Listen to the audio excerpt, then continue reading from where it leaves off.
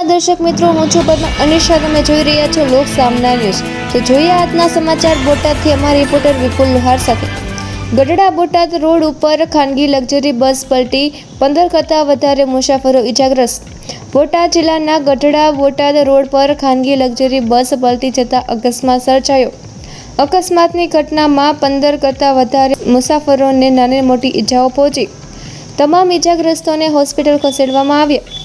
Luxury બસના driver steering પર કાબુ ગુમાવતા અકસ્માતનો ભોગ બન્યા. અકસ્માતની ઘટનાને લઈને લોકોના ટોળા ઘટના સ્થળે એકઠા થયા હતા.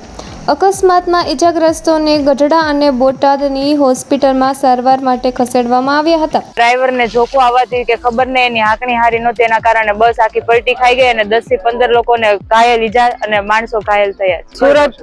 સુરત થી આવતી હતી અને બાબરા ગામ જતી હતી ને બસનું નામ ગોપીનાથ દર્શન. ફરી મળીશું એક નવા સમાચાર સાથે. ત્યાં સુધી જોતા રહો લોક સામના ન્યૂઝ.